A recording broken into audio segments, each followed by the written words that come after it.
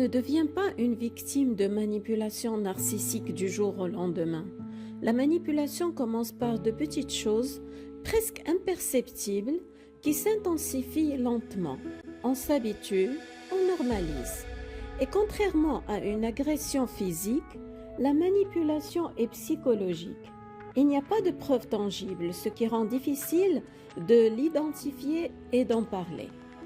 C'est justement parce que cette emprise est si sournoise que je vous invite aujourd'hui à allumer une lanterne sur le paradoxe suivant. Les personnes les plus bienveillantes sont souvent celles qui se retrouvent le plus piégées. Pourquoi? Moi, c'est Fatem Zahra Alami, votre guide pour traverser ces zones d'ombre. Si vous vous êtes déjà senti vidé, utilisé ou pris dans un tourbillon de doute dans une relation, cet épisode est pour vous. Se faire manipuler n'est pas une question d'intelligence ou de faiblesse, c'est une conséquence. La conséquence de mécanismes psychologiques que d'autres savent exploiter avec une redoutable efficacité. Et au cœur de ces mécanismes, il y a une vérité simple, presque trop simple. Les gens vont jusqu'où vous les laissez aller. Ils avancent dans l'espace que nous leur cédons. Pourquoi leur cédons-nous cet espace? Pourquoi les laissons-nous aller si loin? La réponse se niche au plus profond de nos besoins humains les plus fondamentaux. Et c'est souvent en exploitant nos qualités les plus nobles que le manipulateur trouve sa porte d'entrée. Prenons l'exemple de l'empathie et de la gentillesse. Ces qualités si précieuses deviennent des portes d'entrée. Le manipulateur joue sur cette corde. Il se présente parfois en victime, en demande de réconfort, sachant que votre cœur bienveillant ne pourra résister, mais il peut tout aussi bien se présenter en sauveur, en conseiller éclairé ou en partenaire idéal pour venir combler de façon illusoire votre besoin d'être aimé, approuvé, votre peur viscérale du rejet ou du conflit. Chez lui, tout cela devient un levier qu'il actionne avec précision. Et si vous doutez de votre propre valeur, si votre estime de vous est fragile, vous serez d'autant plus susceptible de chercher cette validation à l'extérieur. Cette quête, lorsqu'elle devient vitale, se mue souvent en dépendance affective, vous rendant vulnérable à vous laisser dicter votre conduite. Mais cette soif de validation ne nous expose pas seulement à nous soumettre, elle crée aussi un voile, un filtre à travers lequel nous regardons l'autre. Un filtre teinté de nos propres espoirs et de notre propre moralité. Et c'est précisément là que se niche le second leurre, peut-être le plus perfide de tous. Croire que tout le monde joue avec les mêmes règles. Nous portons tous en nous une charte morale invisible, un code non écrit fait de loyauté, de réciprocité et de bonne foi.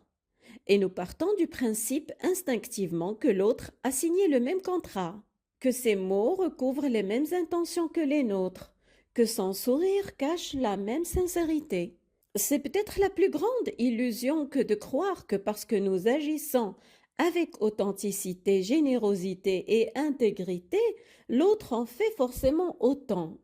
Pris dans ce mirage, nous en venons à projeter sur lui la noblesse de nos intentions, préférant cette version réconfortante à la vérité souvent plus crue de ses actes. De cette illusion naît un aveuglement volontaire.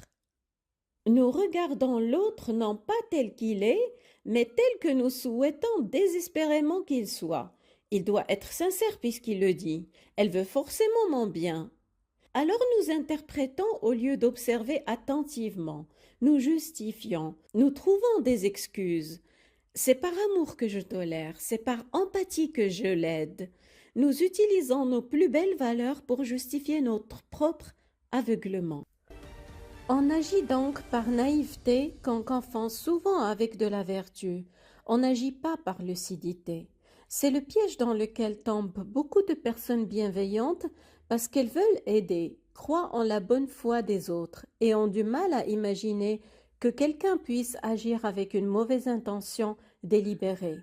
Ces valeurs pourtant nobles, lorsqu'elles ne sont pas protégées par des limites, deviennent des failles que les manipulateurs savent exploiter. Une fois ces portes d'entrée identifiées, ils disposent d'un véritable manuel d'instruction. Son chapitre préféré est celui sur l'exploitation des blessures exposées. Lorsque nous livrons trop vite, trop tôt, nos vulnérabilités et nos besoins affectifs, c'est comme offrir au manipulateur une carte au trésor. Il sait maintenant exactement où appuyer. Son arme favorite devient alors le dosage de l'attention, comme une drogue. Un peu de chaleur, puis un retrait soudain, assez pour vous garder accro, espérant toujours la prochaine dose de validation. Sa seconde technique est feindre la gentillesse et la loyauté. Il utilise la sympathie comme un leurre. Un sourire peut cacher un calcul. Une parole réconfortante peut masquer une intention de contrôle.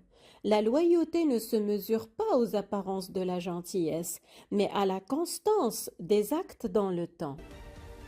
Et enfin, il profite de notre fuite.